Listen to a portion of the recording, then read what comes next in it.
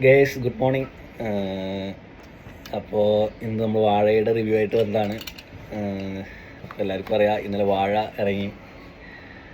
ഇറങ്ങിയപ്പോൾ തന്നെ വാഴ 1 നമ്മൾ ഒരുപാട് ആസ്വദിച്ച് കണ്ട പടമാണ്. അതുപോലെ തന്നെ വാഴ 2 ഒരു പ്രതീക്ഷ ഉണ്ടായിരുന്നു അടിപൊളിയാവുമെന്ന്. ആ പ്രതീക്ഷ ഒട്ടും തെറ്റിക്കാതെ തന്നെ പടം സൂപ്പറായിരുന്നു. എന്താ പറയുക, ഇപ്പോൾ പ്രത്യേകിച്ച് ഞങ്ങൾ പ്രവാസികൾക്കൊക്കെ വളരെ അത് കൂടുതൽ ഇഷ്ടമാവുന്നൊരു പടമാണ്. നാട്ടിലുള്ളവർക്ക് വളരെ ഇഷ്ടമാവും, എന്നാലും നമ്മളെ സംബന്ധിച്ച് ആ പടം നമുക്കും നമ്മുടെ നാട്ടുകാർക്കും നമ്മുടെ വീട്ടുകാർക്കും എല്ലാവർക്കും ഒരു തിരിച്ചറിവാണ് പടം. അടിപൊളി, നല്ലൊരു ഫീൽ ഗുഡ് മൂവി. ഫസ്റ്റ് ഹാഫൊക്കെ ഒരുപാട് ചിരിപ്പിച്ചു, സെക്കൻഡ് ഹാഫ് നമ്മളെ ഒരുപാട് ചിന്തിപ്പിച്ചു. അങ്ങനെ നല്ലൊരു പടം.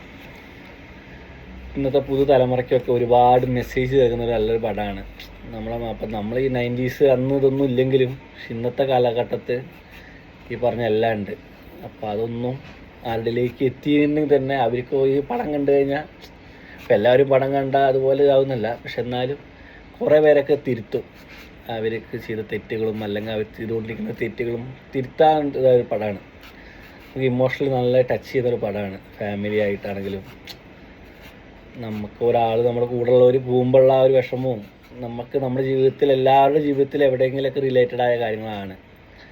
ഇപ്പോൾ ഏട്ടൻ അനിയന്മാർ, അല്ലെങ്കിൽ ഏട്ടൻ അനിയത്തി, ഫ്രണ്ട്സ്, അച്ഛനമ്മ, അങ്ങനെ എല്ലാ ഇതിലേക്കും ഫാമിലിക്കൊക്കെ വളരെ ഇഷ്ടപ്പെടുന്നൊരു പടമാണ്. അപ്പോൾ എല്ലാവരും പടം കാണുക, നിങ്ങളുടെ റിവ്യൂ ഷെയർ ചെയ്യുക. ഒരു നല്ല പടം വിജയിക്കുക, നമുക്ക് നെഗറ്റീവ് റിവ്യൂ ചെയ്താലോ അതിൻ്റെ ആവശ്യമൊന്നുമില്ല. മൗത്ത് പബ്ലിസിറ്റിയാണ് എപ്പോഴും ഒരു പടത്തിൻ്റെ വിജയം നമ്മൾ പറയാറില്ലേ, അതുപോലെ. അപ്പോൾ എല്ലാവരും കാണുക, പടം വിജയിപ്പിക്കുക. നമ്മൾ ഒരു സിനിമ സ്വപ്നം കണ്ട് നടക്കുന്നവരൊക്കെ ഇങ്ങനെ ഒരു നല്ലൊരു എൻട്രി കിട്ടുക എന്ന് പറഞ്ഞു കഴിഞ്ഞാൽ വളരെ ഒരു ഇതാണ്. അപ്പോൾ അങ്ങനെ അത്രേ ഉള്ളൂ. എല്ലാവരും ഇപ്പോൾ പടം കാണുക, റിവ്യൂ കമൻറ്റ് ചെയ്യുക കണ്ടവർ. Okay bye.